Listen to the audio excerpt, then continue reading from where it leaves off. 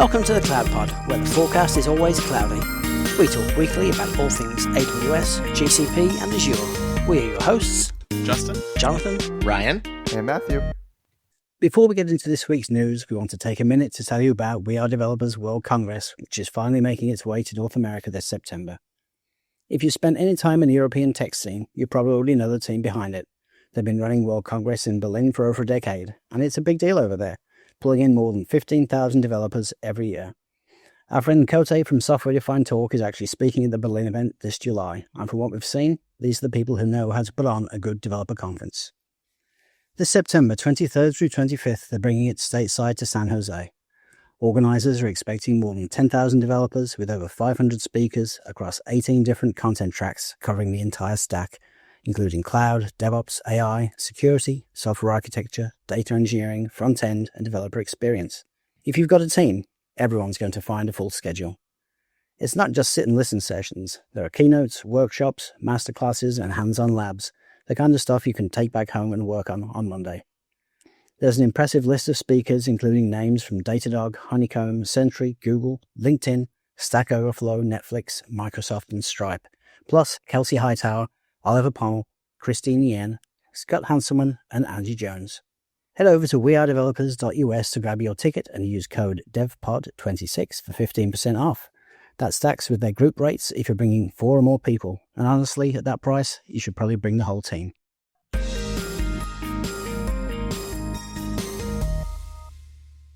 Episode 353, recorded for May 5th, 2026. Don't be evil unless the government asks you nicely. Good evening, Ryan and Matt. How you guys doing? doing well. Good, how are you? I just got back from a lovely weekend away and came back to record with you guys, so you're welcome. Thank you. Hope you're rested and had fun. Yeah, rested? Probably not. I mean, just ran around the city for 4 days and did a bunch of things and ate some good food and saw some shows, and it was a nice time. And it was close enough to Matt that we probably should have got together, but we didn't coordinate far enough in advance that would have happened. So I had a 1-year birthday too, so life was it would have been tough. Family weekend. Yeah, but my wife wants us to go back for like weeks and like get an Airbnb, and so if we do that, we'll definitely hook up when we do that. But anyways, well, it is a busy week once again in the cloud, and first up is once again earnings. So they were blessed enough to all announce earnings on the same day, other than Oracle, which I don't know when they announce earnings. Just it happens. Aren't they the ones that do like 6 months off anyway? Yeah, like they're a weird calendar year. They have all kinds of stuff. Yeah. But anyways, they all report the same day, so I don't have really an order. Then I'm just going to go through these. So Microsoft posted Q3 2026 revenue of $82.89 billion, up 18% year over year, with Azure Cloud Services growing 40%, slightly ahead of analyst expectations of the 38 to 39% range. Capital expenditures came in at $31.9 billion, about $3 billion below what the analyst consensus thought it would be, which contributed to the stock dipping 2% despite the earnings beat, reflecting investor sensitivity around AI infrastructure spending levels. They're not spending enough. It's bad news. No. They're not spending too much. It's bad news. Like I can't help them. Microsoft said annualized AI revenue now stands at $37 billion, up 123% year over year, spanning Azure hosted AI services and Microsoft's own AI tools, though the metric excludes some infrastructure workloads, which is worth noting when comparing figures across the different quarters. 365 Copilot commercial seat count grew from 15 million to over 20 million by end of March, including getting continued enterprise adoption of AI productivity add-ons at a pace worth tracking for cloud practitioners evaluating Microsoft's enterprise AI traction. Gross margin narrowed a bit to 67.6%, the lowest since 2022, as data center depreciation costs are increasing because of all those hungry AI chips. Yeah, it's interesting that they're spending less because I figured that everyone would be just spending more than they originally were predicted, right? I don't know if it's an issue that they didn't want to spend the $3 billion. I think it's an issue of there wasn't supply available to buy or delivered in time for the quarter. So That's what I was thinking. They're trying to do it. They just can't. There's not enough, RAM in the world. I think it's the RAM problem. I mean, I just saw today Apple stopped selling the 96 gigabyte option of like one of their ultra PC computer configurations for minis. So like, you used to be able to get 512 and then you couldn't get that anymore. You can only get 256 now. The biggest you can get for what is the thing called? It's not the mini, it's the studio. Thank you. Yeah. Stupid naming. The studio basically now maxes out 96 gigs so they can't get memory for them, which is just crazy to me. So hopefully that comes back later, but because 96 seems low for a studio, but just me. But There was Unify, I saw whatever their latest, Dream Machine has a memory upcharge, like a memory. Oh, wow. Yeah, like it's here's your item, and then on the things where taxes shipping, it's like memory surcharge, and you're like, so they just really? replaced where it's a tariff with memory upcharge. Yeah. Nice. Well, that's good. Well, congratulations, Microsoft. I'm sorry your stock didn't appreciate it quite as much as they should have, but that is the way of analysts and what they do in their business. I am looking at their stock in the last week, since earnings was last week. They were at $4.24 on average, and now they're averaging around $4.10, so about a $12 to $13 drop. They dropped more than that. They've come back about half of what they dropped initially, because they on earnings day they were at $4.23, and then they dropped the next morning to $400, and now they've come back to about $4.10 to $4.13. So, anyways, not so great for them. Amazon AWS revenue reached $37.59 billion in Q1 2026, growing 28% year over year, which is its fastest growth rate in over 3 years. As we've been tracking it, slowly going down, which just shows you how much spend is happening in Amazon. It came in above analyst expectations of 26% growth. Amazon's capital expenditures hit $44.2 billion in Q1 alone, with a full year production of $200 billion, primarily driven, of course, by AI infrastructure. Free cash flow dropped 95% year over year to $1.2 billion over the trailing 12 months, a direct consequence of AI investment levels, raising questions about when that spending translates to direct returns. Amazon has also formalized AI partnerships with OpenAI, Anthropic, and Meta, which signals continued infrastructure demand growth and suggests AWS capacity expansion will need to accelerate further to continue to support these relationships. Q2 revenue guidance came in at $194 to $109 billion, and came in well above analyst estimates of $188.9 billion. With a wide operating income range of $20 to $24 billion reflects uncertainty likely tied to tariff impacts and the variable AI spending timelines. It's crazy to me that Amazon's entire revenue is Microsoft's AI revenue. Right. Like, whoa. But yeah, that's what you get for Office 365 and its reach. I mean, the free cash flow for them is interesting. I know they're investing, but that's a massive drop in cash flow year over year, down to $1.2 billion. I mean, still a ton of money to have in cash. I mean, I imagine it's a combination of them making these big investments into Anthropic and others, as well as the AI capital investments they're trying to make. So it's a combination of both those. But yeah, I'm surprised they let it go down to $1.2 billion. I mean, 95% drop, no matter if it's the right thing to do or not right thing to do. It's had to be somewhat shocking to Wall Street a little bit on that one. But let's look at this tape. Let's see what the stock did after the earnings here. So that means their original cash flow was previous year cash was $24 billion. If I can quickly have Claude do math for me. Yep. So basically at earnings last week, they were $263 a share, and today they are at $273. So they've gone up, and they have trended up since this announcement. So even though free cash flow was down, because I think mostly based on the fact that Amazon AWS growth 28%, that's been dragging on their stock for a bit, that it wasn't going up, and it was only at 20% or 23%. So that was a beat the consensus is a big deal. So analysts are thinking now that's probably a good deal, is my guess, why their stock improved dramatically.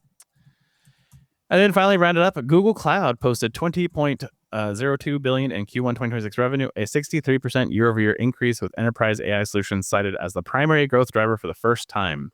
The unit now carries a $460 billion backlog, signaling sustained demand well into future quarters. Sundar Pichai noted that Alphabet is compute constrained in the near term, stating cloud revenue would have been higher if supply could have met demand. It's a notable signal for cloud customers who may be experiencing capacity limitations on GCP. We've been experiencing before AI. Alphabet raised its 2026 capital expenditure guidance to $180 to $190 billion, with the CFO indicating 2027 capex will increase further.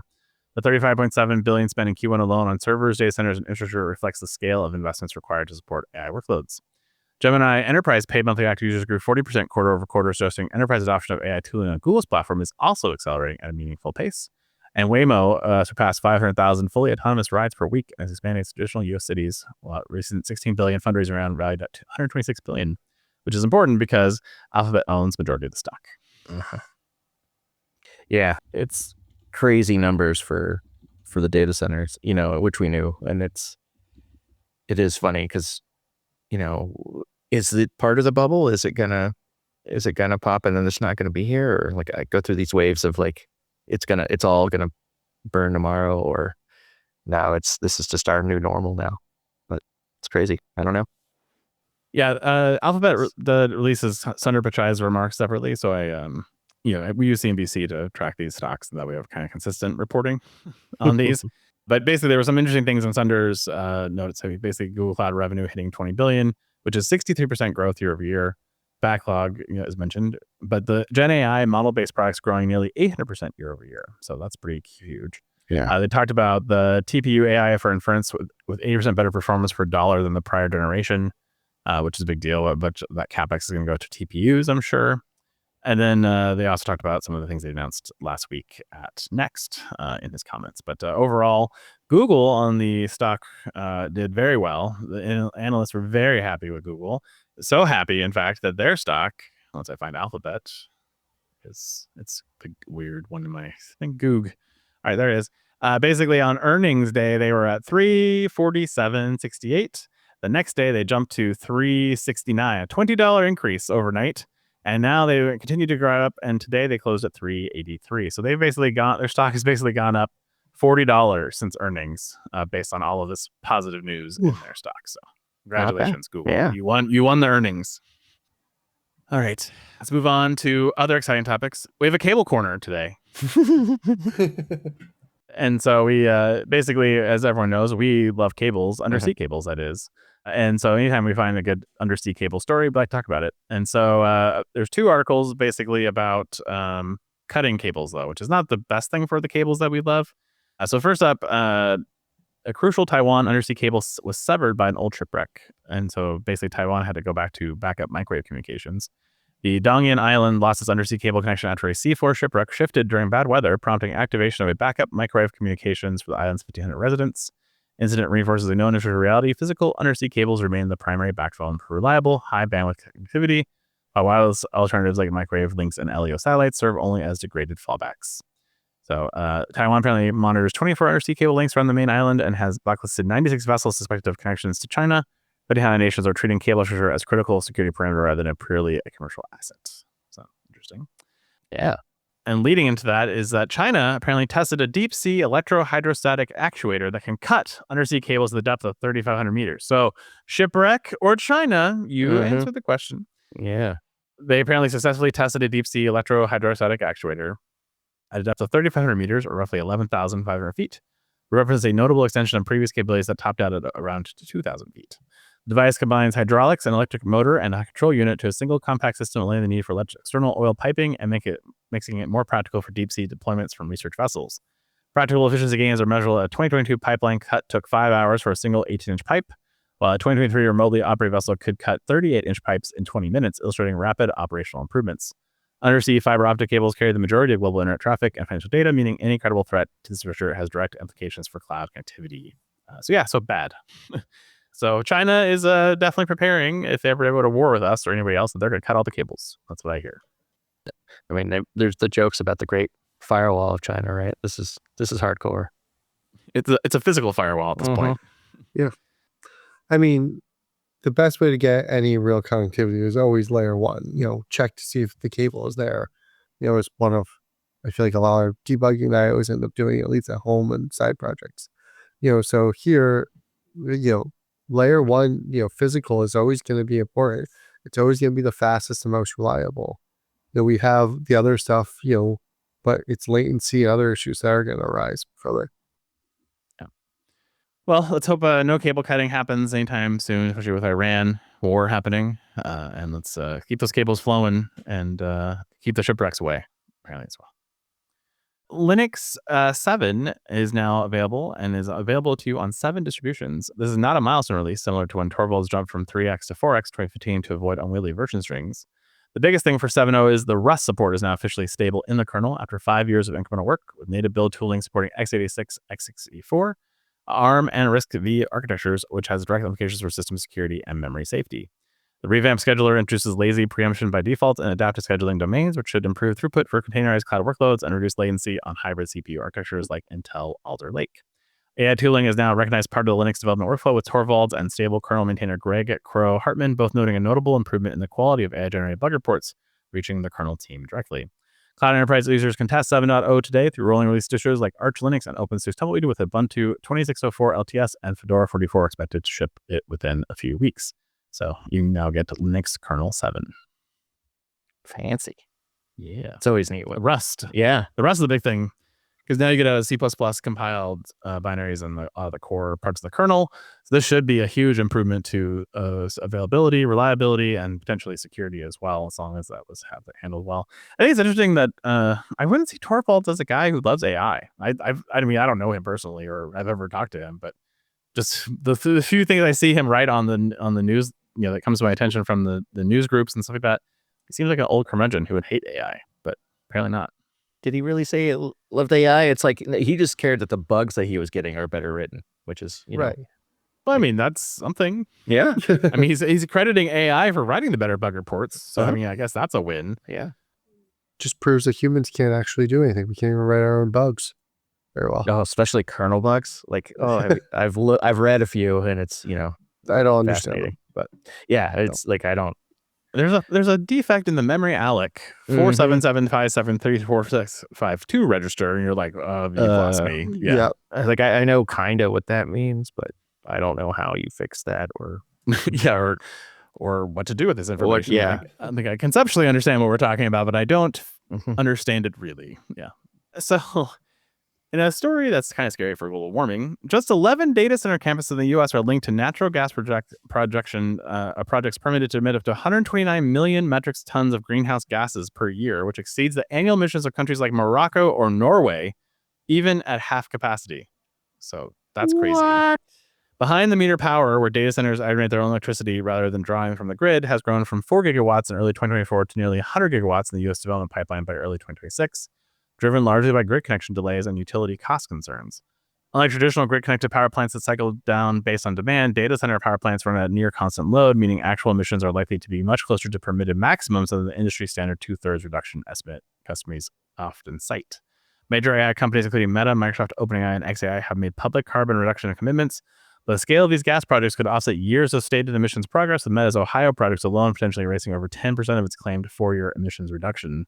Air permits do not guarantee construction. Permit shortages are a real constraint, and several high-profile projects like Fermi face leadership and financial instability. So the full emission scenario may not be materialized, but the trend towards fossil fuel-backed AI infrastructure raises long-term questions for cloud providers with sustainability commitments. Yeah, that could be bad. Yeah. Yeah. That's a lot of metric tons of greenhouse gases. I mean, my sci-fi fueled, narrative in my head is like, oh, this is how the world ends. So cool. Like huge advancement in AI. And my youngest son actually is very anti-AI because it destroys all the water. That's what he tells me. Yeah. He's like, I'm like, well, yes, water was definitely a thing in many data centers, but most data centers now recycle water. Most of the new data centers recycle water. The new ones, yeah. The old ones don't. Yeah. But the new ones, at least, and the new ones, I assume are being built to run most of these AI workloads because of the power density requirements. I assume they're using recycled water plants. So, he can now come to me with this argument instead. Like all the CO2 for the AI from natural gas generators. And I know like Amazon, I think it was xAI's data center somewhere in the South. It has like apparently 12 huge generator trucks just spewing emissions, and the neighbors all hate it. And basically like they're only approved to have 6, but they're running more, and a whole bunch of community concerns around data centers in the world as a whole. But this is a good reason. This one I can understand. So yeah, the light pollution one also is one I also very much understand, because the light pollution thing is ridiculous. Light, you never think about that as data centers being heavily on light, but it's just giant warehouse space and a lot of it, right? So but where's the light? So the problem is it's the light outside, because they have perimeter security they have to maintain, and to have perimeter security you have to have lighting, and then they're all using really bright LED lights. So there's an article about some poor couple, I think in Virginia, who lives like down the street from a data center, an Amazon data center, and they're like, it basically lights up their entire yard. Yikes! How much light comes out of that place. And again, like my initial thought was like, well, why wouldn't they? Don't need the lights, they turn on. Like, no, you need the light for security. So it's like, ugh. It's how you have to get all those SOC and ISO audits done. You have to prove you have security. And they also have the constant buzzing from all the AC units, and so it's just a constant noise. But the buzzing and the noise, as I've heard, is a big issue for a lot of people. Because it's just there, it's always on.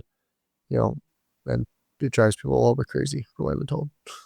That's what I understand too. So they were trying to, in my town where I live, they are zoning this area, and while there's no plan to build a data center there because there's no power in our area. Apparently they use natural gas generators, but I hadn't thought about that. But basically they're like, well, technically it's a mixed use zonal, and so one of the uses could be data centers, and so but the community is just losing their minds about it, like protests and going to city council meetings and like, we can't have data centers in our backyard, and I was like, I don't want them here either, but yeah. But my next question is how many people that are saying all that also on the same point say, I want to use AI or I use a SaaS application, you're using it, you just don't want it next to you. Yeah. I mean, these days you don't really have a choice but to use AI. Like Google search, you're using AI. So many products, it's built in AI. It's built into everything. Yeah. Yeah. So. Right. That's why I'm a big fan of on-device AI models. Like, hoping Apple this year will SLMs release, and stuff like that. Some SLMs onto the iPhone that you can use for some basic use cases and things. There's a lot of stuff that you need that doesn't require a lot of AI compute power, but can benefit from it. Well, if you are here on the show, you should raise your hand if you've been hurt by GitHub in the last month. I definitely have, and my hands are raised, and so are my co-hosts too. Yeah. You might have noticed that GitHub has had some bad availability. Some reports are saying that in the month of April, their availability was potentially as low as 85%, depending on how you calculate it. Of course, GitHub doesn't say it was that bad. But, there's been a trend that, things have been bad for GitHub. And, so originally people were saying, well, it's because, the Microsoft transition or they're, all the AI features they're building, or they're, it's vibe coding causing all these problems at GitHub. And then someone did the math and was like, actually, no, their availability started suffering from the moment Microsoft bought them. So just saying. Mm-hmm. Well, then they also did the big push and said they had to move into Azure this year. Yeah. And Can't imagine that's helping them. The timing seems awfully suspect.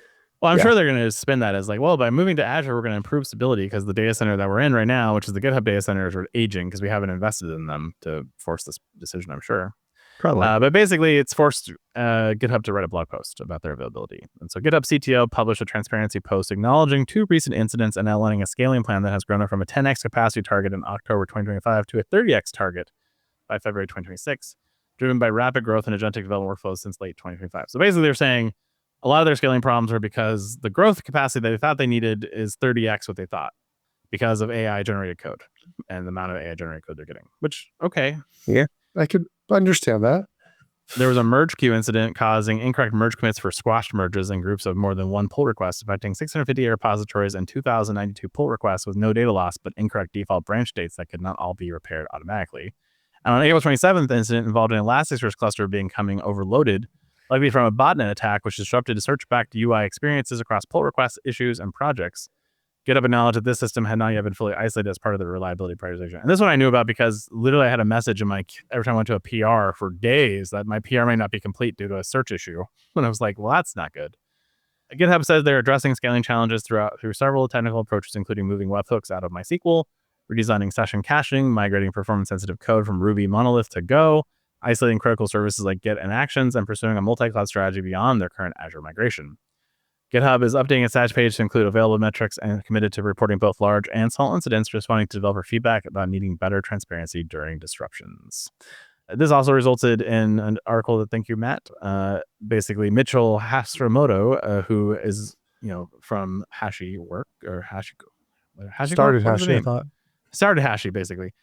He retired from Hashi, and they got bought by IBM, and he's basically been working on a product called Ghostly, a terminal emulator. And he basically said, I'm out of GitHub. I'm moving. I can't. It's been too unreliable and too unavailable for me to continue to remain on GitHub. And so he is moving his workloads elsewhere. Wow. I mean, I've definitely been bit by some of these, especially the search one was like multiple days and you couldn't find anything. It was, you couldn't just load up pull requests because anytime you press the pull request button, it was a search technically because it's like, is status open or not? So every feature was just hung for a couple of days. I wish I would have thought to blame a botnet attack for all of my Elasticsearch cluster problems. I mean, you were basically being DDoS by the publishers. You built your own DDoSing. Yeah. Yeah. It is interesting because it's, I guess it's a whole bunch of searches. It makes sense to directly. There's no circuit breaker there between the UI layer and the search backend. That sucks. Not an easy recovery either. Where does he? I mean, did he say in the article where he's going to go to? Is it GitLab or like back to SourceForge? Oh, he says multiple. He's not specific about where he's going. Okay, so he's gonna spread his risk basically. Has anyone used Ghosty? I know when he announced it, I was like, I'm sort of interested, but I use Hyper as my terminal most days, and I'm pretty happy with it. So I don't have a lot of desire to try a new terminal. Yeah, I don't. I mean, I've been using iCharm 2 for a decade, and I'm not going to change. So, I mean, I don't like Hyper because I could write some really simple JavaScript plugins on top of it, which were pretty nice, and so that was how I found it. But I don't know how well that's getting supported these days. I feel like it doesn't get a lot of updates, but it's a terminal. How many updates does it need? Right. So, okay. So yeah, hopefully GitHub fixes their issues and can improve things dramatically because it's going pretty bad for them right now. And they're being kind of mocked pretty mercilessly on Twitter and other social media networks about how bad their availability has been. It's maybe 85%. If that number is true, factoring in all these things, that's bad. I imagine that's like the worst way you could calculate it, but because it sounds a little bit crazy.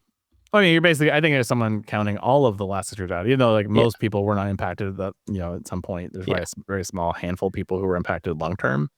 Yeah, that's just kind of thing. I mean, Anthropic uptime is not great either. No. Sure isn't.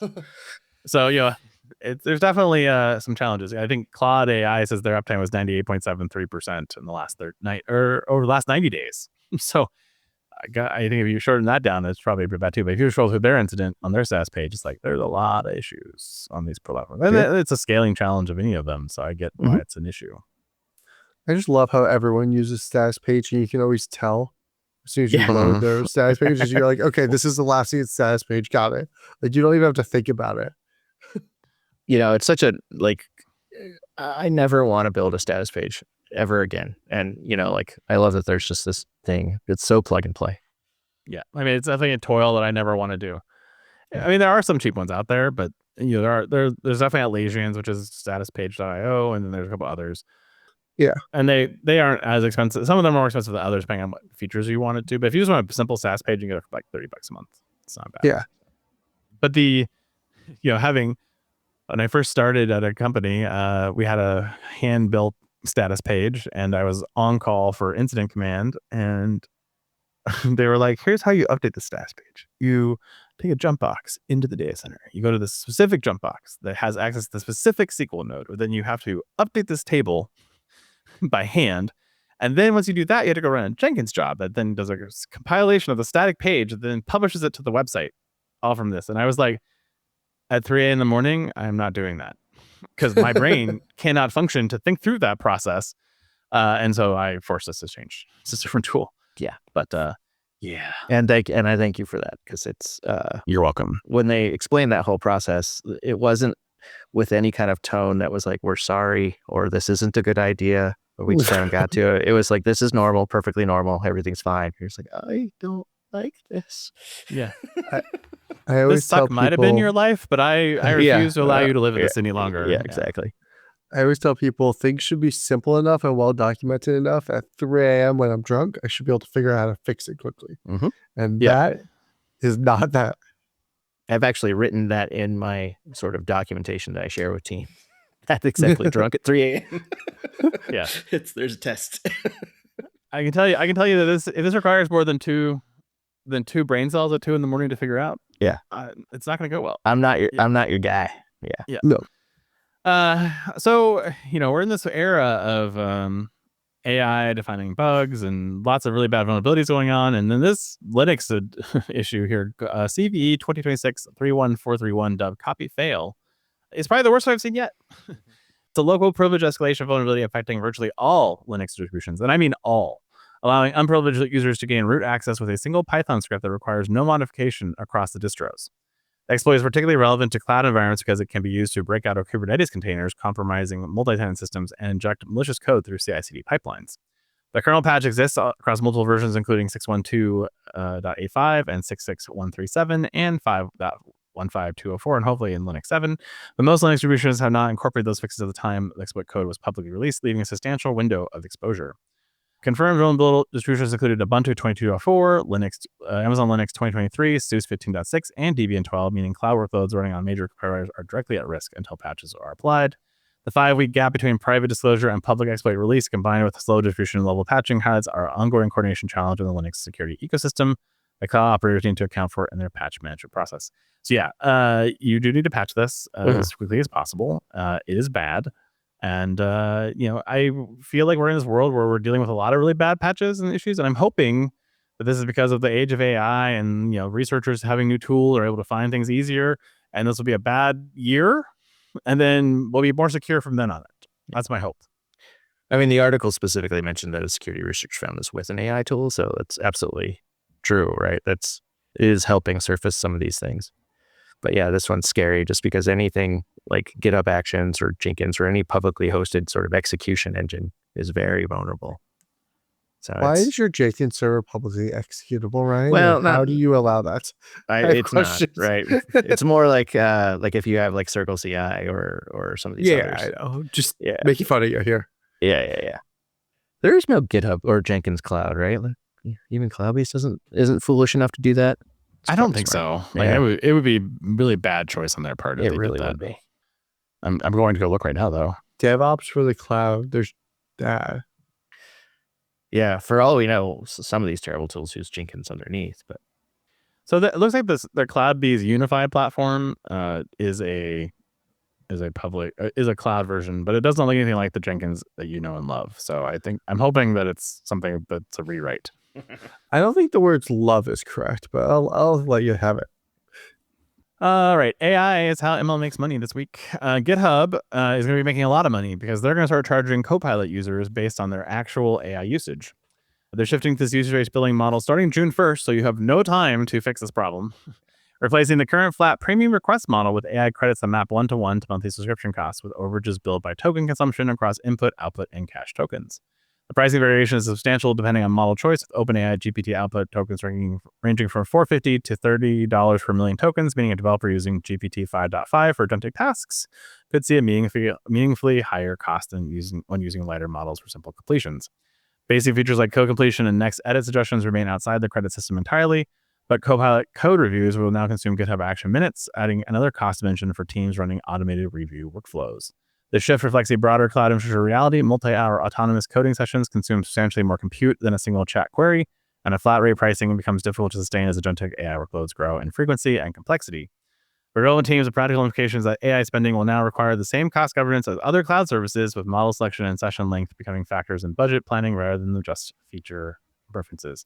And I'm sure you'll hear all about this in a few weeks in June at FinOpsX. yeah, Yes. Everybody's going to have FinOps for visibility for AI workloads, because this is probably the biggest gap in most of the platforms we're seeing, is that cost visibility is very problematic. And like what people use on that, et cetera, is a big issue. and it's so extreme, right? Like it's not like EC2 optimization, which we chased down for years, right? Because that was optimizing, pennies, but over these long-term things, you could add up to real savings. This is like real quick. You can have a bill. And I've been using Copilot largely because the premium request model allows much more freedom. And so like this is going to make me switch to another one, right? Like depending on, how it averages out. So I hope they actually build that appropriately, but I hate running out of quota. And not only that, but you have to work on governance models. You're like, who's going to be in charge of the quota management? Who has approvals? Is a manager approval thing? Like it's becoming a very complex problem very quickly, and I'm in the thick of it right now as well. I bet you are. It's nice though not to be the person who's in charge of spending all the money, because like when I own cloud, like the CFO just yelled at me.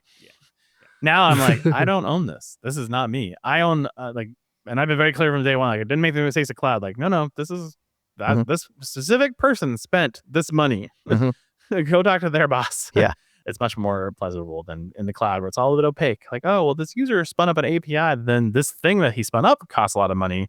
Now I can know this is a direct thing that person did. So it's a little bit easier too. A little easier, but it's not always easy. Like going through, like Bedrock just added the visibility per user, and you still don't get it at a lot of the other sort of model. I mean, providers. Vertex still is a big gap there as well. Yeah, huge. So. Yeah. Oh, sorry. Vertex is no more agent platform. Oh yeah, God, right. Justin, Gemini agent platform. Can't you change your nomenclature overnight? I know. It's gonna be forever to start calling it Vertex and not to the same name? SageMaker 2.0. Yeah. Yeah. The same name Well, as these every other companies Gemini are- product. They've got everyone hooked now. All these companies have everyone hooked, and they want to keep, people are wanting to use it. Everyone's, how many of our listeners, I'm sure, have been told you have to use AI for X percentage of your job, et cetera, et cetera. And it's been so subsidized that in this case, it's not going to be subsidized anymore. You're going to start to get bills.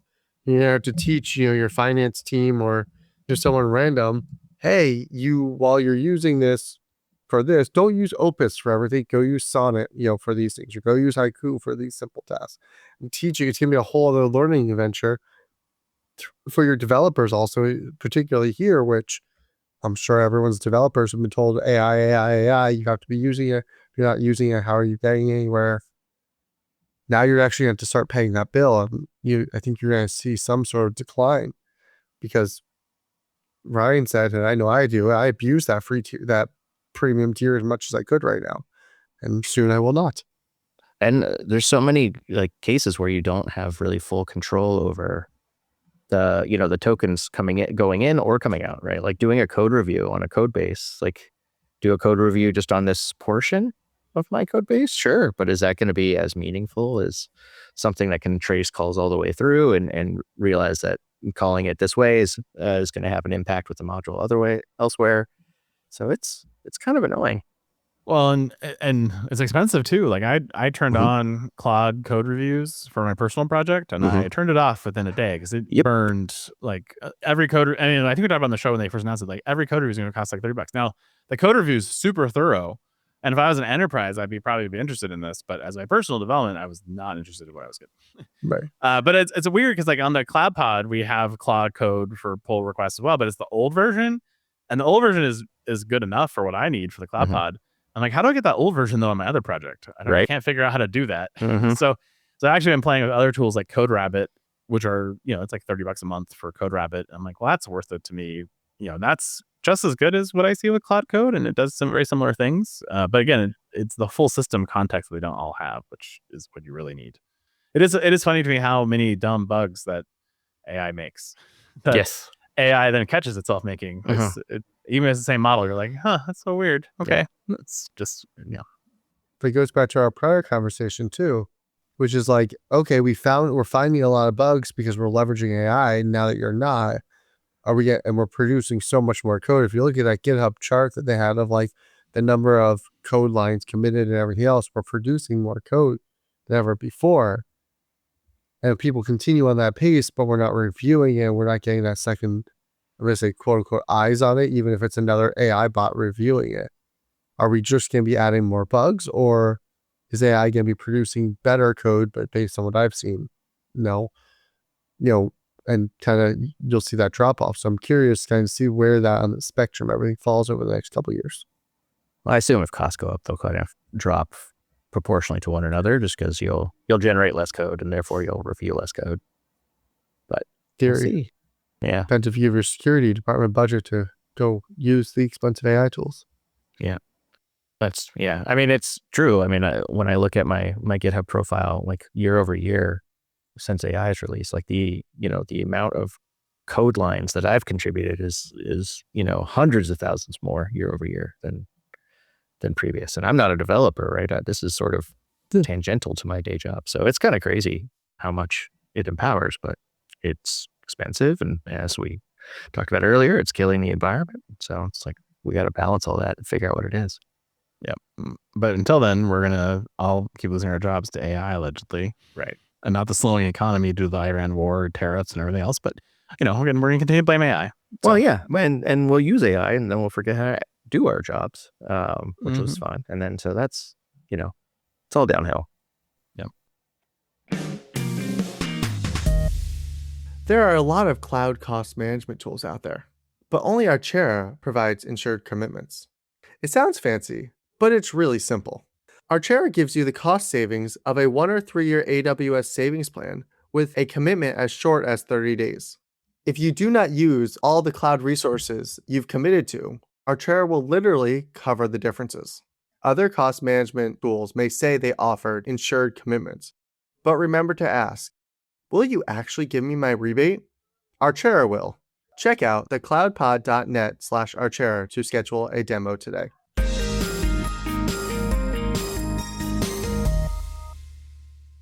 One of the core issues that we haven't talked about that's depressing about AI is, of course, identity, an AI agent identity. And so there was a good article here from Snowflake, and they have a solution. I think it's more interesting to talk about AI governance in general.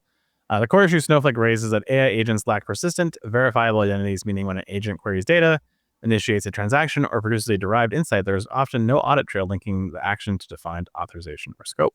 Snowflake argues governance must be embedded at agent creation, not added later, with explicit permissions, expiration windows, and scoped access that does not simply inherit from the invoking user's credentials.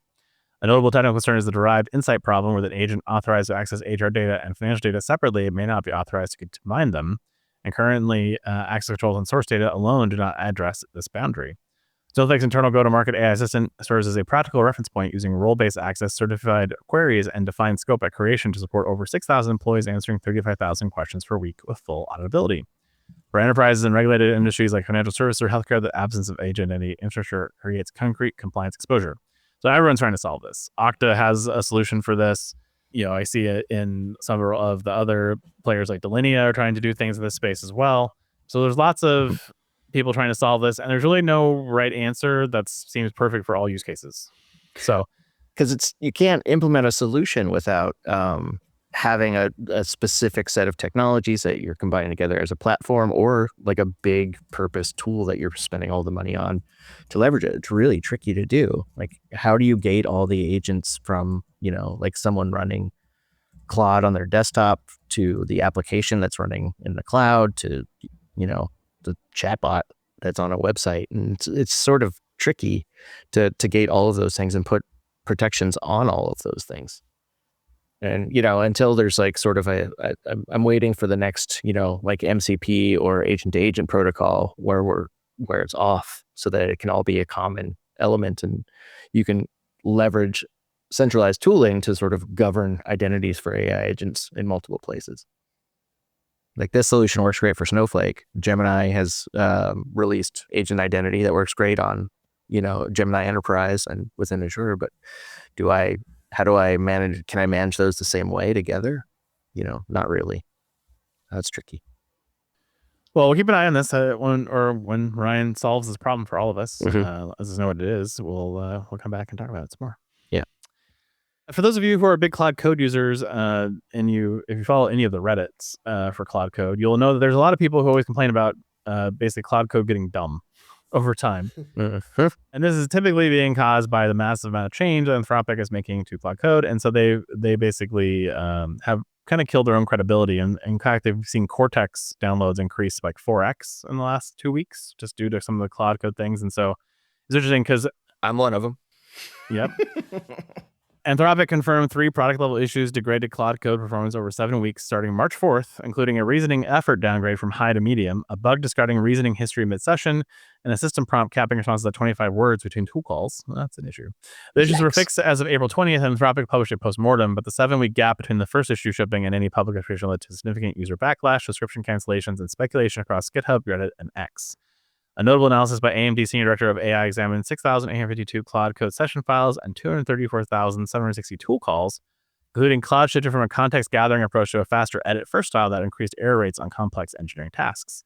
As it had a radical risk for teams building workflows on top of AI coding tools, undocumented behavioral changes cascade into downstream systems, delivering commitments and developer trust for any official acknowledgement arrives. And to the fact that I don't update Cloud Code automatically.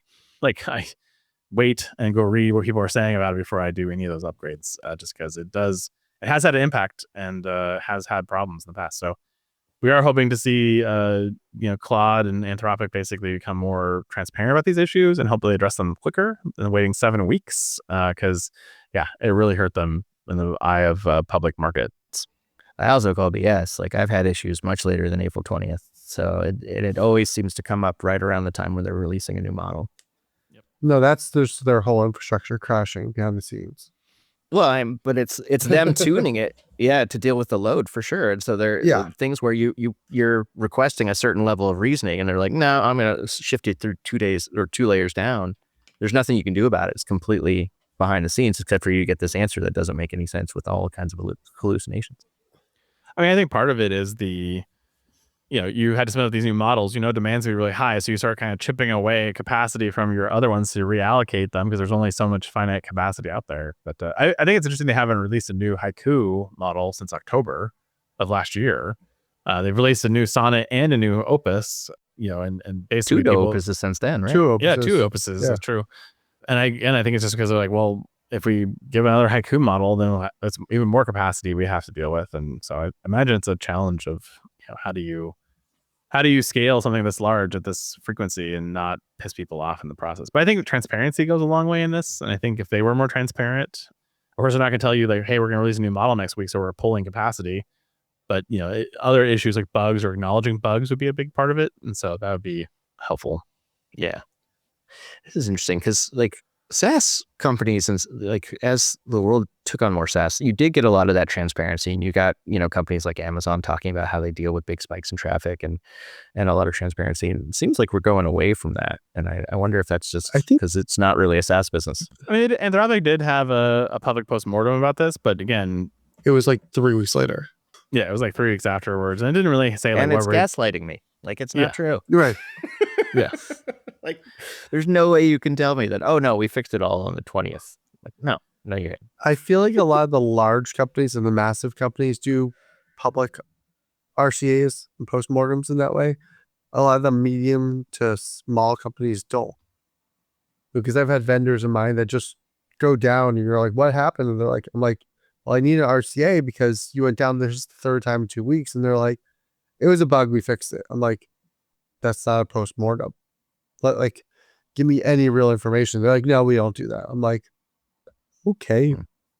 I mean, I guess Anthropic's not that big, but it's kind of crazy for. I mean, they're not. They're bigger than you think they are. They have 5,000 employees allegedly. Okay. Ooh. Yeah. Okay.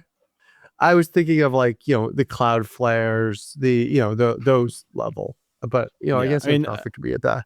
I mean, even Amazon has kind of gone away from the really good postmortems they used to do. I feel like the recent ones have been light on details and a little bit more they blame the user, which was something they would not have done in the past. So I don't know. Well, the divorce is official. I think finally OpenAI and Microsoft have amended their partnership agreement to make Microsoft's license to OpenAI's IP and models non-exclusive, allowing OpenAI to offer its models for major cloud providers beyond Azure.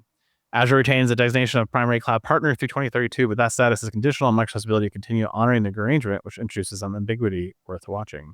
The revenue share structures changes notably. OpenAI will continue paying Microsoft 20% of revenue, but that obligation is now capped at an unspecified amount and only guaranteed through 2030 rather than running indefinitely. And the removal of the AGI clause is a meaningful structure change, as the revenue share is now independent of OpenAI's technology progress, eliminating the previously contentious trigger that could have ended exclusivity based on a hard-to-define benchmark. For developers and businesses, this opens the door to accessing OpenAI models through providers like AWS or Google Cloud, which we'll talk about shortly, which could affect pricing, latency options, and procurement decisions depending on where the workloads already live. I feel like whoever wrote this contract either was done so long ago that the concepts that we're running into didn't exist, or did a really bad job also negotiating it. Like, contracts should have details and metrics, and very defined things, but maybe it wasn't plausible back then. I know. How do you even have this conversation? I'm like, okay, Ryan, I have a new technology that you have never seen before that I think is going to revolutionize the world, and I'm going to need hundreds of millions of dollars of compute capacity from you that I cannot pay for. Would you invest? No, exactly. Yeah.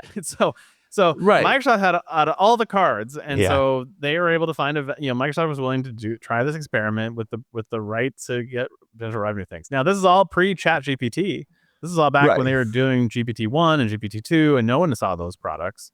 And they were going out trying to find this, and so then finally they get Chat GPT. It becomes the secret app that unlocks the potential of all of this stuff.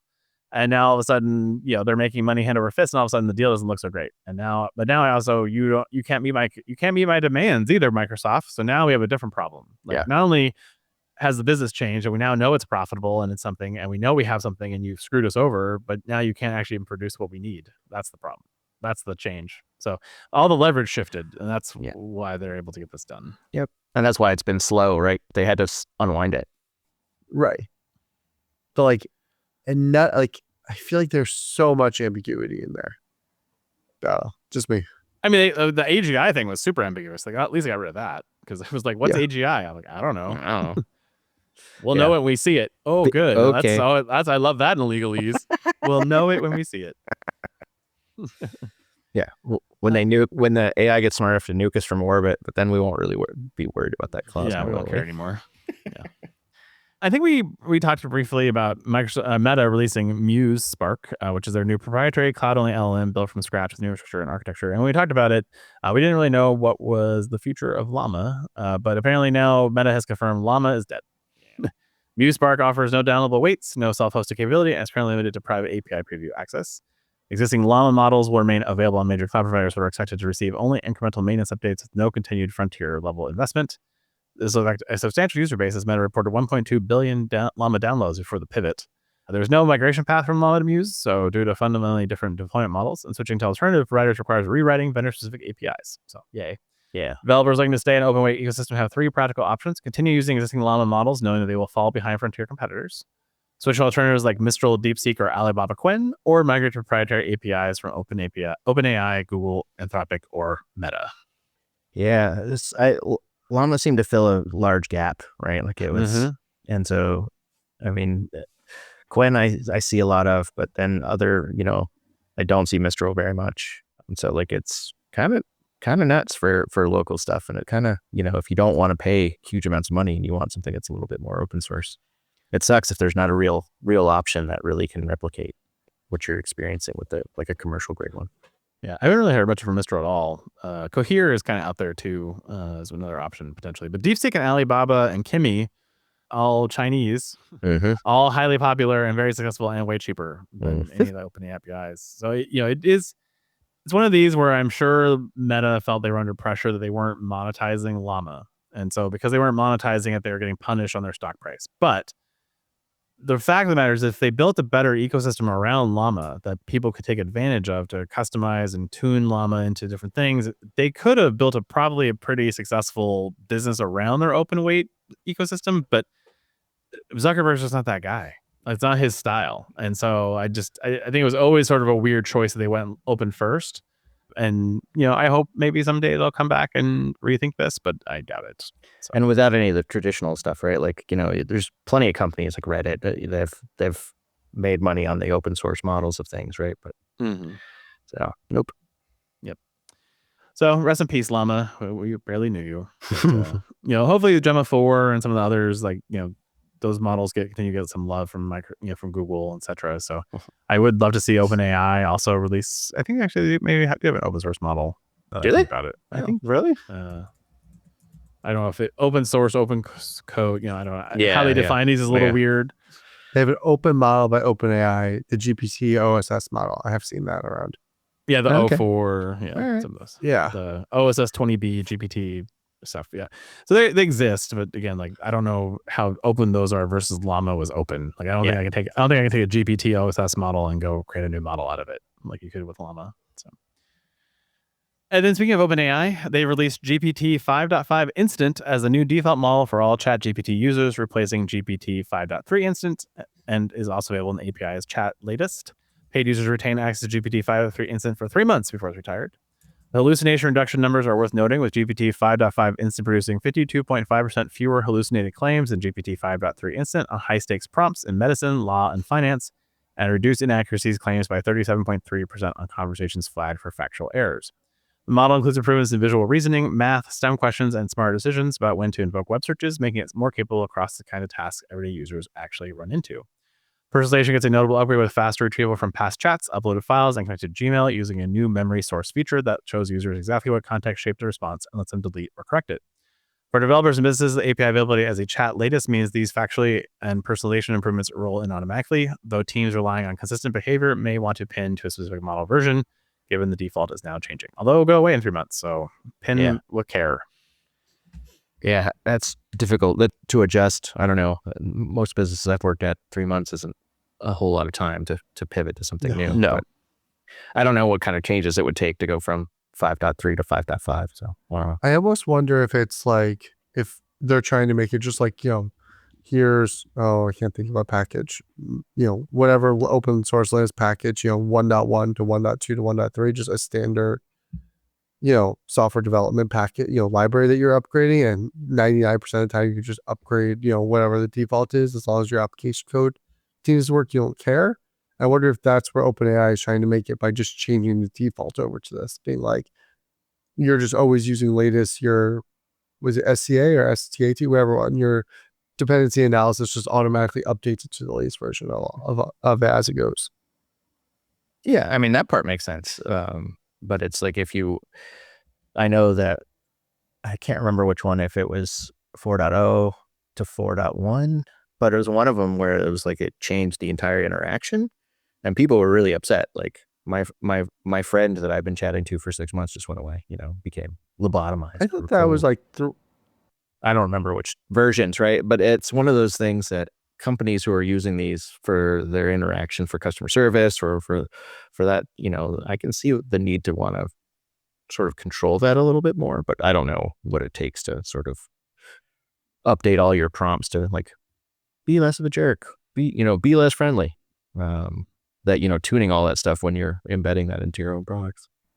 Yeah, just say, I think it's less of that, but just QA testing it, and making sure that you've worked out and like use and then like adjusted the prompts accordingly, because a lot of companies, from doing, security questionnaires and whatnot that touch that world of AI, they go, how are you testing it? How are you validating the results are accurate? How are you working through the full system of it? And that's what takes the time. Yeah. And everyone's making up answers there because there's not a real good way. Yeah. We asked it the same question multiple times and it sort of said the same thing. So we went with,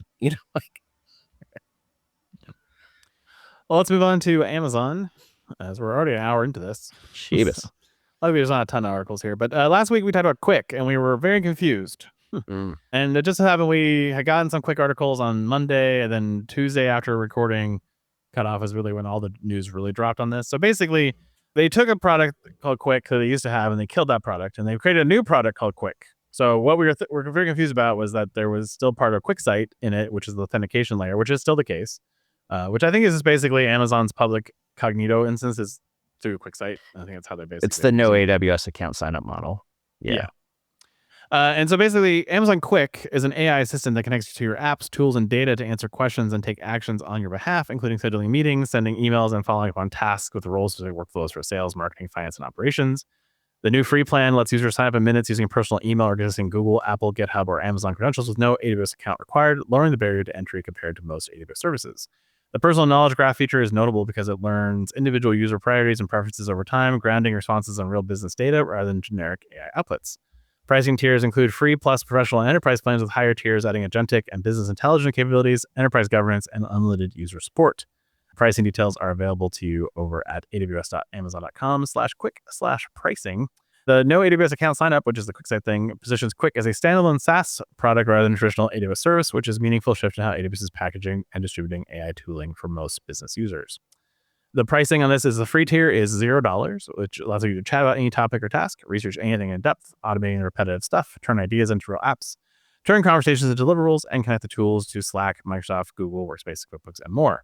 For $20 a month on an annual contract, or $25 per month billed monthly, you can get everything in free, plus Quick on your desktop, which is a proactive AI across email, messaging, and local files, shared spaces for your team with knowledge agents and automations that compound across people, Quick Work, where you work, browsers and Microsoft 365 extensions, and scale when you're ready with user management, centralized billing, and up to 300 users. And then the professional level is $20 per user per month, plus a $250 infrastructure fee per organization. Grow without limits, enterprise governance, RBAC, SSO, data sovereignty, and admin controls. Dashboards and data visualizations that surface for what matters, automate complex processes, support when you need it, and 25 gigabytes pooled storage per user. And then for $40 per user per month, you get additional, all of that, plus author dashboards your way, certify and publish assets, and a 50 gigs pooled storage per user.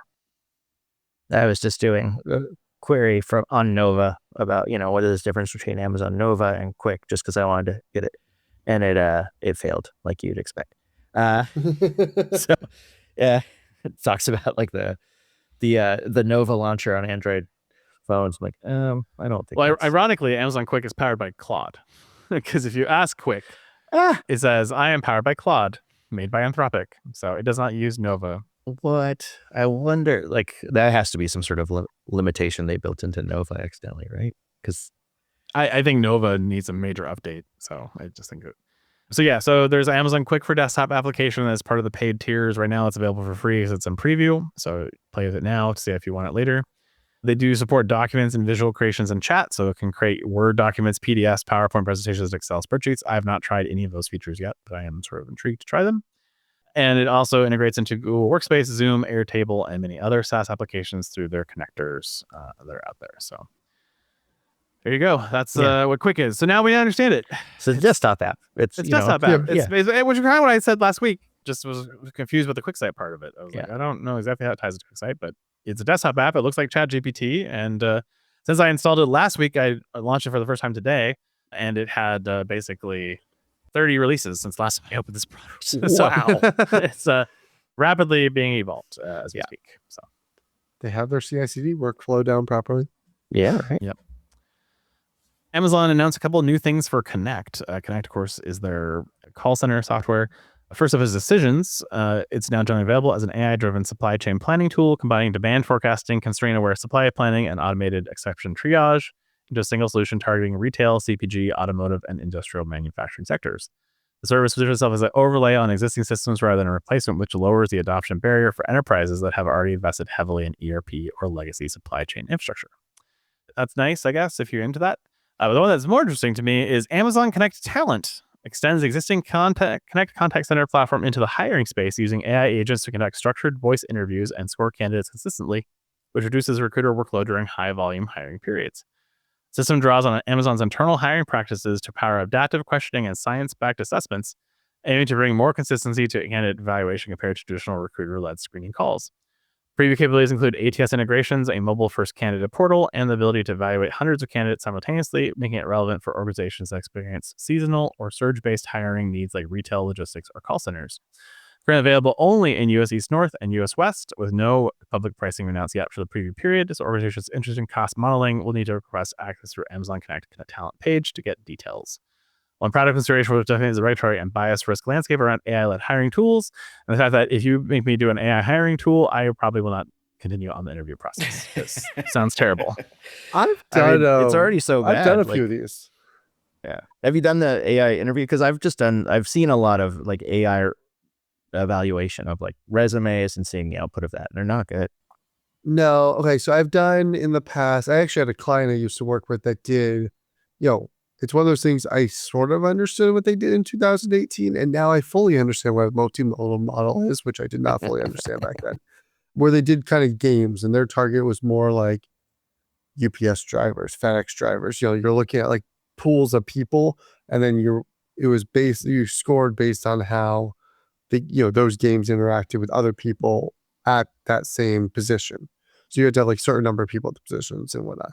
But I've done a few of these recently as, I've kind of play with, one of those things you always do in life is you should always be looking and new jobs and everything else. But, as I looked at this, it's interesting to do one. I did one voice call mainly out of curiosity of how not fun it is.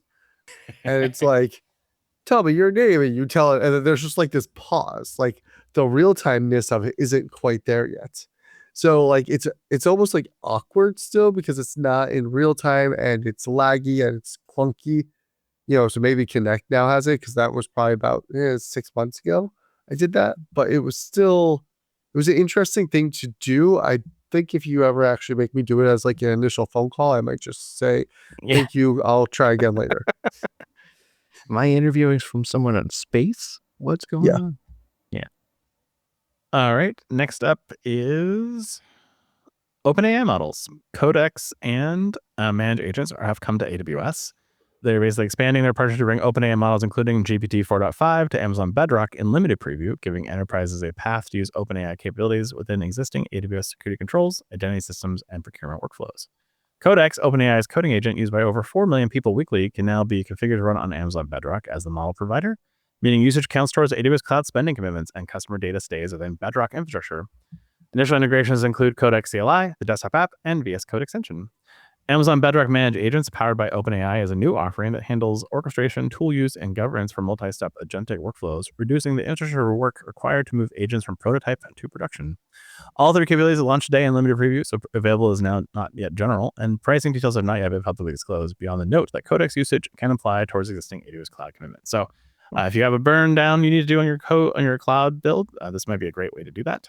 And That won't take long. It won't take long, I'm sure. Yeah. I mean, I'm starting to like this model more and more just because it's something that a lot of enterprises already have, which is a cloud ecosystem. And then especially with Amazon and Bedrock, them releasing the sort of visualization of the IAM identities behind some of the usage on Bedrock is super powerful. So I kind of like it. So this one sounds like it's a little bit more full featured than what I've seen on like similar things from Vertex AI with managed agents and be able to orchestrate multiple like Codex things. So it's kind of neat. Yep. AWS is adding a visual configuration editor for CloudWatch Agent directly in the EC2 console, letting users set up metrics, log sources, and deployment targets without manually editing JSON configuration files. Feature supports tag-based policies for automated fleet-wide management, meaning new instances launched via autoscaling automatically receive the correct monitoring configuration without manual intervention. From the instance detail page, operators can view agent status, update configurations, and troubleshoot agent health in one place, consolidating observability management that previously required separate tooling or CLI work. Visual editor is available in all AWS commercial regions at no additional cost for the management experience itself. The standard CloudWatch pricing still applies for the metrics, logs, and traces the agent collects. And having troubleshot CLI level CloudWatch stuff many times, thank God. Thank you. Yeah. I mean, I store my configuration once I get it right into parameter store, just so I don't ever have to do that wizard on the client ever again because it's so painful. But being able to quickly see JSON configurations for log files would be great in a GUI. So thank you for that. I have not played with this yet. I meant to do that before the show, but definitely. This potentially is a huge quality of life improvement for me. Yeah. Especially if you're doing like custom log location and want to tweak it. Mm-hmm. If I didn't run so much containerized workloads, I probably would care a lot more because at least container logs are always been centralized. Yeah. So yeah, it's really the stuff that's not in the container that I would need this for. For the things hosting the containers, right? Like that. Yeah, exactly. The ECS logs now I can, typically my configuration CloudWatch logs. So that CLI based setup, I can still see in my head, and I don't think I've done it in about 5 or 7 years. And I'm very happy they moved this. Yeah. That was truly, truly terrible. Well, then you also had the multiple agents for a while because you had the CloudWatch agent, you had the SSM agent. I know they merged there were all 2 them CloudWatch together. agents. I think there were 2 CloudWatch agents just by itself. Yeah. Yeah. And then you had the SSM agent, and I know they merged them all, I think, at one point. Yeah, they did merge them all finally. No, they did successfully do that. Yeah, they did it. Okay. But it was painful. It was just painful. Everything about it was painful. I'm going live real time here. So I have not installed the CloudWatch agent on either of my machines. So this real-time feedback's gonna be more interesting. Yeah. Yeah. So I'll be back next week. A follow-up. Justin does a thing. Yeah. All right. Amazon is apparently trying to turn its massive shipping operation into another AWS. Amazon Supply Chain Services, or ASCS, opens Amazon's fulfillment network to outside businesses across automotive, healthcare, electronics, apparel, and food industries, directly competing with DHL, UPS, and FedEx. Companies can store inventory in Amazon fulfillment centers globally and access its fleet of trucks, aircraft, and delivery vehicles. The service expands on the supply chain by Amazon offering launch in 2023, which initially focused on shipping products directly from factories. ASCS broadens this to include freight, distribution, fulfillment, and parcel shipping for businesses of all sizes. Early adopters included Procter & Gamble, 3M, Land's End, and American Eagle Outfitters, suggesting the service is targeting establishing enterprises rather than just small sellers. Pricing deals have not been publicly disclosed at the launch. The parallel to AWS is worth noting for cloud practitioners. Amazon built internal infrastructure at scale, then monetized as a third-party service. The same model is used when opening its web infrastructure to outside customers in 2006. ASCS follows that same pattern with physical logistics. So yeah, This could be really cool. I mean, they've always had some capabilities around this. Like if you sell on the Amazon Marketplace, you can ship your product to the Amazon warehouse and they'll take care of fulfillment for you. But this is basically saying, look, you don't have to have any of your stuff going through the Amazon Web Service. We'll just sell you directly the logistics network. And so if you want to ship your packages, I'm sure all of the tools like Shippo and others will add Amazon Supply Chain Services as one of those options. And if it's cheaper to ship through Amazon than it is to ship through DHL or UPS or FedEx, it'll tell you that and you can make that choice. Didn't Toys R Us move to fulfilled by Amazon in like 2019 or something really early? So they originally had a partnership where the Toys R Us went to Amazon.com, and that was a bad choice because that basically moved all those Toys R Us customers directly to Amazon customers and led to part of the deterioration of the Toys R Us brand. So that was not a great move early on. No. But that was early.com and no one knew everyone thought it was a fad. So but yeah, I mean, like there was definitely been things like that. But it's interesting to me too because a lot of Amazon's fulfillment still comes through UPS and FedEx. So a lot of the last mile delivery is USPS or FedEx or these things. And so are they gonna, if you're using ASCS, your stuff gets still delivered by UPS anyways in some circumstances. So like in some ways, does UPS and FedEx, are they a partner or are they a competitor? Kind of both. It's kind of both in some ways of this. So curious to see how this shakes out over the next year, really, probably before we really see big impacts of it. But definitely on the news, FedEx and UPS stock were down. Wasn't there also, I remember there was a negotiation like a couple months ago with USPS and Amazon trying to finalize their multi-billion-dollar deal too for that. So you're kind of looping in and taking all these different shipping vendors sort of along with you, but also tearing them down as they go. It's going to be interesting to see where all this falls. Yep. I'm very curious. I'm really curious about the pricing of it. That's going to be the biggest part of it. I don't think you'll ever really find out. Like, can I make CloudPod t-shirts and send basically send them to the warehouse and sell them through our website and then just have them get shipped by Amazon? That'd be awesome. I would love it. I don't want to sell the t-shirts through Amazon Web Service or Amazon website. That's silly. But there's like 1,000 TikTok about side hustle and how people do dropship for t-shirt printing. So yeah. Now you have AI handle the front end stuff. Like you really don't have to touch anything, right?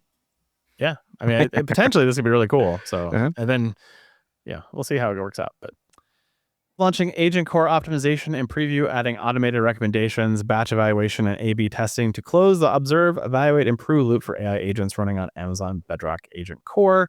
Previously, developers had to manually read traces and guess at prompt fixes without systematic data-backed evidence.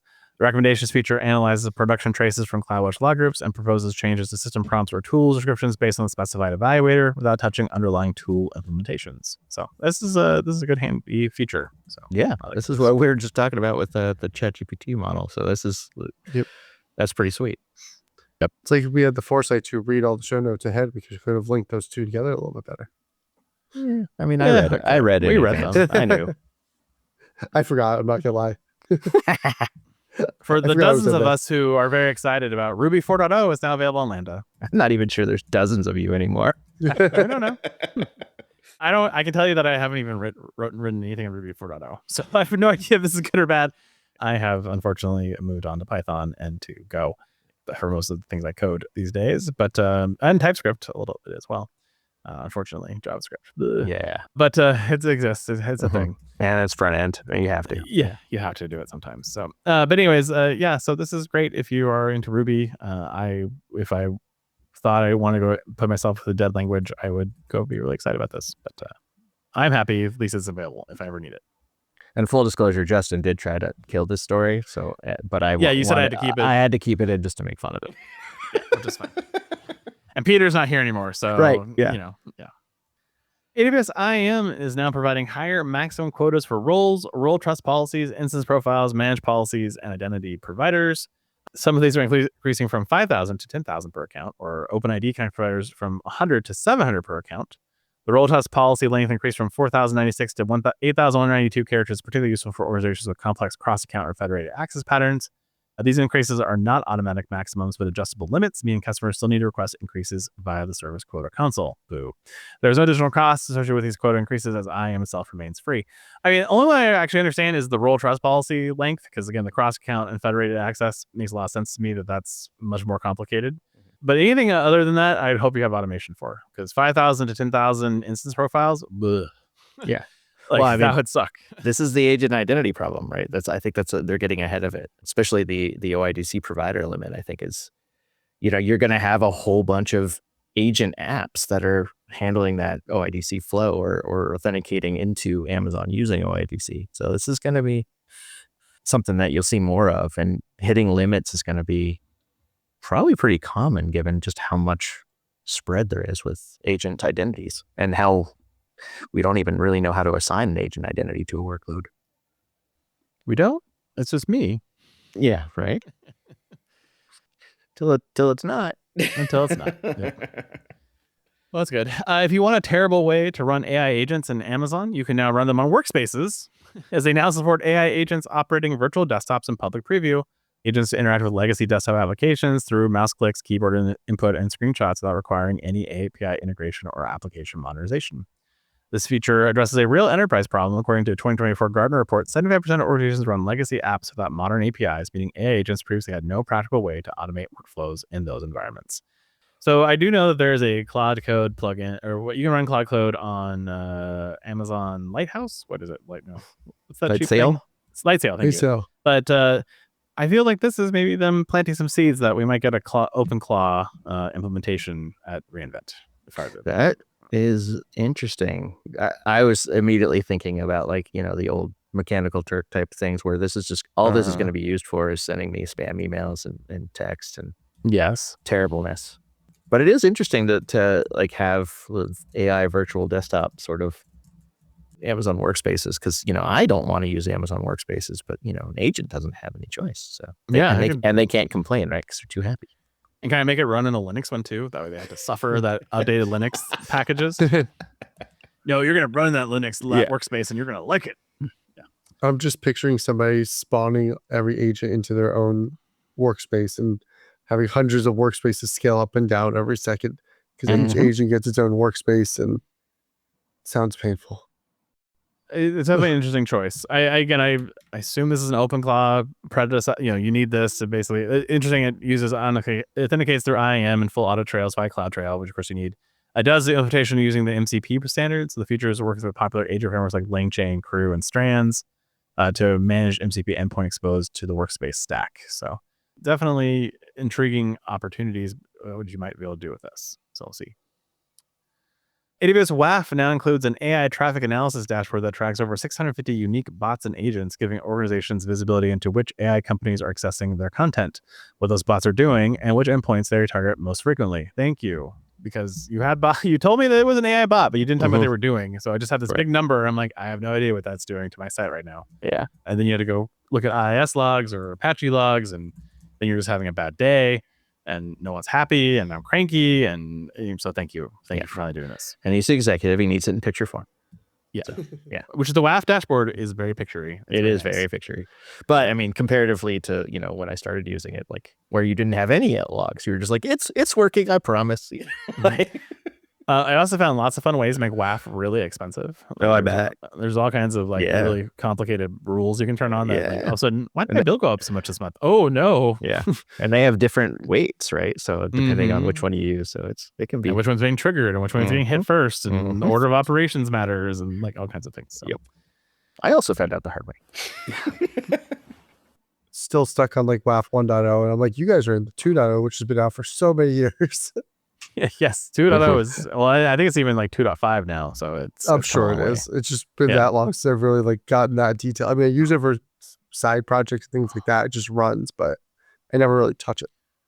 Yeah, I just use it to protect the CloudPod website because it gets because it has to be open to the world, because of course podcast listeners are global. They're everywhere. Yeah. And so, you had to leave Russia open and China open and all these places. And so there's a lot of spam kiddies who like to hit the site all the time. And so yeah, I protect it with WAF and then also a firewall on WordPress and all kinds of craziness just to make sure that it has to be defense in depth, yo. Yep, exactly. Because that's the only way to secure that thing. Yep. So it's WordPress. It's never secure. It's never truly secure. I know. All right. Google has signed a classified deal with the U.S. Department of Defense, allowing use of its AI models for any lawful government purpose. If you remember, right, this is what Anthropic got in trouble for. So apparently the no longer do no evil Google is no longer applying to military use cases. So The agreement includes non-binding language stating Google AI should not be used for domestic mass surveillance or autonomous weapons without human oversight. But the contract explicitly states Google has no right to veto or control lawful government operational decisions. So we told you not to, but if you do it, I can't stop you. The deal also requires Google to assist in adjusting its AI safety settings and filters at the government's request, which raises questions about how its standard model guardrails will be maintained across commercial and government deployments. And for GCP enterprise customers, this is framed as an amendment to an existing government agreement rather than a new standalone contract, such as Google is expanding its existing cloud and AI footprint within federal agencies. Yeah, the AI safety settings is the part that really bothers me, because it's got to be, the government saying don't provide details about this thing that we're doing, or if someone asks about finding out our dark ops, something, send us an email. And it's just kind of gross. Like, use the tool. Like, I get that, and I know why people don't like that, but this amount of interaction makes me feel real gross about it. You can now generate files in Gemini, which was something I thought you could always do, but apparently that was because I use Gemini Enterprise. But Gemini itself can now generate downloadable files directly from chat prompts, supporting a broad range of formats, including PDF, DocX, XLS, CSV, Google Docs, blah, blah, blah, blah. Features available to all Gemini app users globally at no additional cost beyond existing Gemini access, with outputs downloadable to local devices or exportable directly for Google Drive. Thank you. Yeah, really handy. No longer have to copy paste everything. Yep.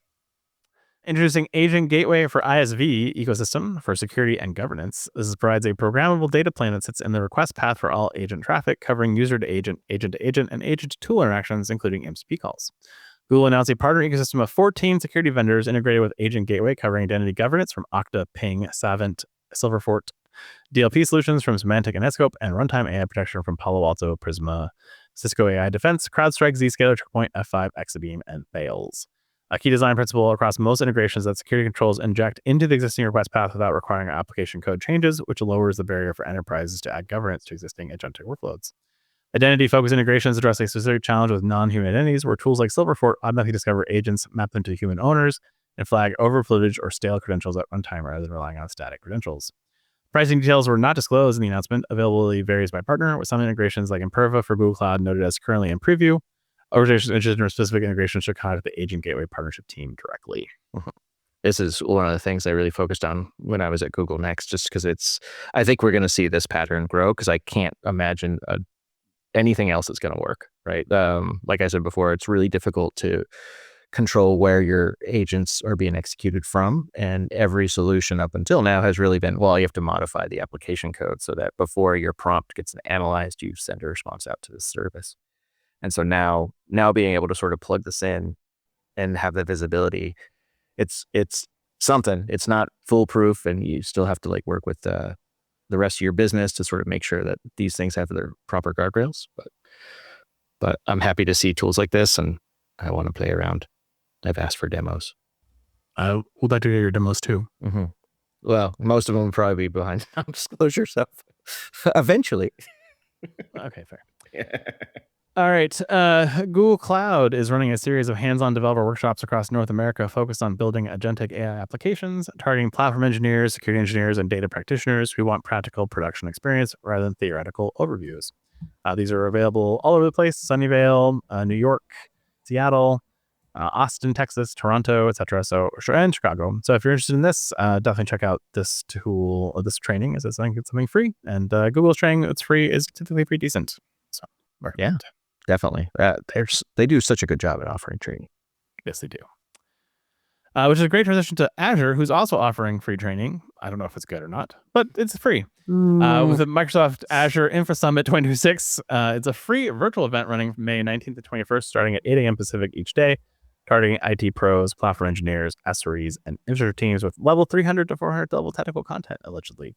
3-day agenda is organized around build, operate, and optimize pillars, covering topics like AKS operations, IAC, storage, networking, backup, and DR. Now, no AI here, so go to the Google one for AI. If you care about cloud things on our AI, go to the Azure one. How's that?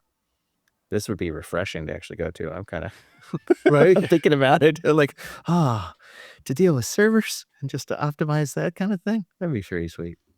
I mean, I guarantee you they're going to talk about AI, especially when they hit Of the course. SRE stuff and things like that. If it's 300-400 level, there's no way they're not. But as soon as also I think says as no marketing slides, I'm like, oh God, there's definitely going to be a sales pitch. It like immediately causes me to have the opposite reaction. Next up for Microsoft, in public preview, Memory and Foundry agent services. So basically, they're getting Memory just like everyone else is.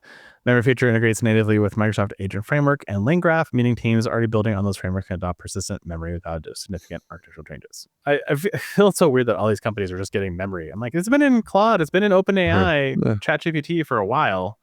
Apparently only on the desktop side, and in the user consumer space, not in the enterprise tools. So. It is kind of nuts, right? Like, yeah, it seems, there's tools being launched, so you can put it into your app. I think is mostly the newness, but who knows what the people that were doing this before were climbing together. But yeah, I mean, I think you're right. I think it's building it into every app, so therefore you can kind of have your memory, which I think is also some of that grounding and whatnot that people have done. So they use a standard memory and they leverage that for all the sessions. So every session starts with the same memory. Yeah. Microsoft Agent Framework has reached version 1.0 for both .NET and Python, bringing stable APIs and the long-term support commitment, which gives enterprise developers a reliable foundation for building production AI agent applications. The framework supports multi-agent orchestration and multi-provider model support, meaning developers can coordinate multiple AI agents and swap between different AI models without being locked into a single provider. I mean, it feels like things are changing so fast right now that standardizing and long-term support feels sort of weird. Yeah. But I appreciate that they're trying something. I mean, it's always been a name only anyway, right? So like, yeah. There is a belief that if you do 1.0 that you at least have to keep supporting. You might have a 1.1 or 1.2 that's much better, but you can still force a lot of people to get through this path, I think is how I would see it. Tell HashiCorp that with Terraform. It would take like 10 years. Well, they're over at IBM now, so all bets are off. All bets are off. Sorry. Tell back in the day Terraform and HashiCorp. How about that? Next up is Microsoft is open sourcing their integrated HSM. Basically, it's embedded in every new Azure server designed to meet FIPS 140-3 level 3 certification, and appears encryption keys with hardened hardware at all times, meaning keys never appear in host or guest memory ever during active cryptographic operations. So Microsoft announced at the OCP EMEA Summit that the HSM firmware, driver, and software stack will be open sourced by GitHub at github.com with an OCP workgroup launched to guide ongoing development. The integrated HSM complements existing services like Azure Key Vault and Azure Managed HSM by adding server local cryptographic protection, addressing the shared blast radius and network latency limitations of centralized HSM models. So, I mean, that's the thing you're going to typically do anything with. So I don't know who the people who are going to be contributing to this open source wise are, but I'm glad you did it, I guess. Yeah. I guess it's open just so that people can test it. Like, it seems like, yeah. I feel like it's trying to build that level of trust and everything else there. Like, look, we trust our software. Here it is. You go look at it to validate that we are doing it right. But the part that I find interesting, it's in the Azure V7 virtual machines, and getting capacity is going to be its own beast. Just to get that, moving all your virtual machines up a tier and then everything else, that's going to take some time and effort. So while it's there in V7, I think there was one region I was trying to get V6 in. I couldn't get V6 scale in yet. I wonder if this is like the Azure equivalent of Nitro. Yeah. Kind of sounds like it, yeah. I think it is. But like, it's a piece of Nitro, I feel like. Right. Yeah, one component of Nitro. I mean, I guess from a trust perspective, it allows companies to evaluate it and make sure they're comfortable, and maybe people will actually provide stuff to it. But it's still just weird to me. So I don't know. Nitro enclaves specifically. Sorry. Mm-hmm. Microsoft's internal Project Lobster team is building Claw Pilot, an OpenClaw-based desktop environment that functions as a 24/7 autonomous personal assistant within Microsoft 365, growing from 100 to over 3,000 daily internal users in a single week as of May 1st. The system is designed around a multi-agent architecture, including a chief of staff agent, executive assistant agent, and specialist agents, each with their own Entra ID, Exchange mailbox, and Teams presence for governance and identity isolation within Microsoft Graph. Security remains a central challenge as Microsoft's own Defender team explicitly states OpenClaw should not run on standard enterprise workstations due to risks including persistent credentials, untested input injection, and vulnerability to prompt injection attacks turned into action injection attacks. The project differs from existing Copilot offerings from Copilot Tasks and Copilot Cowork and that it targets a full life context for knowledge workers, handling tasks like DoorDash orders or rescheduling personal calls without requiring constant user prompting.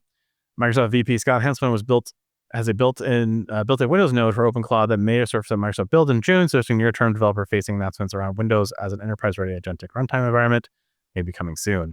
No pricing or GA timeline has been disclosed. So this is either going to be amazing and exactly what everyone wants, which is, a desktop app that does all the cool stuff, but it's backed by, Entra and all the security stuff that your IT org is already running. Or it's going to be so nerfed and not able to do anything because it's backed by Entra, which your IT is managing, and they don't give it any permissions. I think we're going to see a lot of OpenClaw across all the enterprise tools. So get ready, Ryan. Yep. Secure the enterprise. Super excited. Are you? No, I'm not. I'm sorry. I didn't pick up this excitement in that. Yeah. Well, we'll see how things continue to evolve here, but it definitely feels like a lot more automation and agentic is coming across the board for everybody. I mean, it's something I want. It's, the functionality is definitely something that we need to provide because it's a huge enabler, but it's also, we don't need to throw away all of our security, controls with the bathwater, to mix metaphors or half a metaphor. Agreed. And then finally, our last Azure story, Microsoft Foundry Model Router consolidates multi-model dispatch into a single endpoint that routes across up to 18 underlying LLMs, shifting the routing logic from application code to the platform layer. This matters for cloud architects who currently manage bespoke routing logic across model fleets. The model subset feature is the most governance-relevant control, letting teams define which vendors and regions for their prompts can touch, set an effective context window ceiling, and bound worst-case per-call costs. New models added in future router versions are not auto-included, which is a deliver compliance guardrail worth noting. It's kind of nuts. I guess I was sort of making the assumption that the previous, LLM router was a central endpoint, but it seems like you had to have a lot more logic at the app layer to use it. Yeah, I think there was a few different pieces you had to tie together to make it work, and this is just giving you a single place. Yeah, I think so. And that's it, guys. It was a long road to get here, but it was a long show, but a good conversation. So. Yeah. All right, gentlemen, we'll see you next week here in the cloud. Bye, everybody. See ya. Another week of cloud news wrapped up. Bolt will collect the news. Justin will get the notes. Jonathan will write some code. Ryan will watch the perimeter. And Matt will reluctantly watch Azure. Till next week for AI, Amazon, Google Cloud, and Azure. And hey, maybe even Oracle, who knows? Check out the cloudpod.net for our newsletter. Join our Slack, message us on socials, or leave a review. Well, I have an after show today. Think anyone's still listening? I mean, maybe. Marathon episode, yeah. But basically, something happened. Tim Cook, currently the CEO of Apple, has announced that he is transitioning to board member only as of September 1st. And he's being replaced by John Turnus, who, for those of you who know, Turnus comes from a Harvard background, which may be a significant or continued increase in Amazon, Apple Silicon, and device-level computing. But he basically has run the Harvard division for many years now and did lead the Apple Silicon transition. So Tim Cook, of course, replaced Steve Jobs, the late Steve Jobs, after he passed. Actually, before he passed, through his final stages of his life. And then he basically took what Steve Jobs had built with the iPhone and iPad and turned it into the behemoth that is now Apple. And people have sort of hit or miss opinions of Tim Cook's tenure at Apple. I have relatively positive feelings about it, other than some of the things he's done recently with the political side of things, trying to make sure that he doesn't get tariffs on his iPhones. He's done a lot of sucking up, which I think is not a great look for him. But he'll be celebrating on the board to hopefully keep doing those things and keep John Turnus clean. So that'd be nice, right? The biggest thing that's interesting to me about this, and we don't typically talk about Apple too much unless they're doing something in AI that's interesting in our space, or we're getting a new Mac version on Amazon. But I kind of excited about this. Honestly, having a hardware person kind of come in who's more technical. I mean, Tim Cook is a very smart guy, but he's a logistics dude. Like logistics all day long. He can take any product and make China sing and basically build that product at massive scale. That's what he's good at. That's what he's always been good at. And that's where he really has always helped scale Apple's business the way he did. he's also helped transition them into more of a services business. So you have like Apple TV Plus, and you've got other subscription services that didn't used to exist. That's been part of Tim Cook's kind of tenure there. But to bring a hardware person, it sort of reminds me a little bit about bringing someone in like Satya Nadella at Microsoft, who, abandoned a lot of things that Ballmer did that, were sort of, I wouldn't call Tim Cook a Ballmer. I think he's better than a Ballmer. Like, he's not just a pure sales guy. He does operationally understand how the business works, where I don't know if Ballmer ever did. But I think bringing a technical person back into the role at this time when, Apple isn't doing much in AI, they're not, they haven't really released a lot of new features. The Apple Vision Pro has not been well received or highly adopted, mostly because it costs a small fortune. And so I think it might be a really cool time for Apple, and maybe they get their groove back. I don't know. I agree. I think they, like the only thing Tim Cook didn't do is invent the next iPod, right? Like something that was splashy and big that, that we kind of got used to with Apple because we're spoiled. But yeah, it was more operationally focused. And so, yeah, it's sort of a hardware guy gives you sort of that renewed faith that maybe the new Apple car or whatever, is going to come out and be this like. I always thought the car was silly. I know. I'm just using it. I feel like the MacBook Neo that came out was like was a big deal. And from what I was reading, like they can't keep them on shelves as stores because it's a lower price point. So it's enabling a lot more people to get into the Apple ecosystem. Well, I mean, the Mac Neo undercut the Surface, and it's not that much more, very similarly priced to the Chromebook. And so it's suddenly a very viable interest to lower end market. And it's a pretty serviceable machine because the Apple Silicon runs well. And most other low end laptops of that size, not very many of them are. I mean, the Surface was ARM, but like a lot of other Windows computers are really neutered Intel chips. So, it's a very powerful machine. And they're difficult to use because they're slow. Yeah. So, I mean, like the MacBook Neo, why it's not a computer I would ever buy. I could see for a college kid who's not going into computer science, who just needs a workhorse, for college. Like, it's a great system. It starts at $600 for the base entry config. So again, I think it makes sense to me. It's just a matter of, what makes sense for your use case. But, low cost is not a bad thing. No, definitely isn't. And that's, largely why you see, a lot of Windows machines in corporate environments and stuff is that cost. Mm-hmm. Yeah, I mean, my one beef is I think 512 gigs for disk is pretty tight. For the OSs or swear like 100 gigabytes between upgrades. Yeah, I mean, I haven't had a Mac with less. I haven't had a Mac with less than 2 terabytes in years. So, now I want to check what mine is. I think mine's like one of the lower end ones. I got a lower end storage one too, just because I tend to use a lot of external storage for stuff. I mean, I do too. I synchronize all the stuff with my Synology, and I've got all that stuff too. But like, I could fit on 1 terabyte, but I don't want the stress. So, especially now with all the models and stuff I download locally and run locally to play with. Like, I definitely use a lot more disk space in the last year or two than I did before, and I would have had a problem. But I'm a big RAM guy too. I typically buy at least 32 or 64 gigs of RAM on my laptops. Yeah. So this one, it's definitely not my config. But again, 5 or 12, I think is probably the size I would go with, which is $100 more. That's probably my only thing I would tell someone who's looking to buying something like this. I'd be like, get the 512, please. Just trust me. But I imagine that this might also push Mac, because right now they're still carrying support for like x86 based Mac OS. And so, if they start cutting that stuff down to just support ARM, which I think they'll be able to do finally this year with the Mac Pro finally falling out of support with the next version of Mac OS, maybe they can reclaim a bunch of that space on the disk. Because that'd be my one concern is the operating system is pretty big on the drive. I thought they already did cut Intel support. Maybe I'm wrong. It's still, you still can install. Rolling through, yeah. It's rolling through. You can still install, what do they call that? Rosetta. And Rosetta will emulate the Intel stuff. So that takes quite a bit of stuff in there. And there's still, still apps that require Rosetta, unfortunately. Sorry, I was thinking the other way around. Where like they have about 18 months before they need it. I think this version of macOS still supports Intel Mac. This is the last version of macOS that will. So. Okay. I know I had a friend that had a really old Mac that was definitely Intel. Well, they've been dropping support. Yeah. So technically the Mac probably would have ran the current operating system, but I think the Mac Pro is the last version of the Mac Pro. Intel is the only Mac that's still certified for the operating system at this point. And so they won't release newer OS versions for older hardware. but Right. because they can't run it, and so like your old Mac laptop is topped out at so.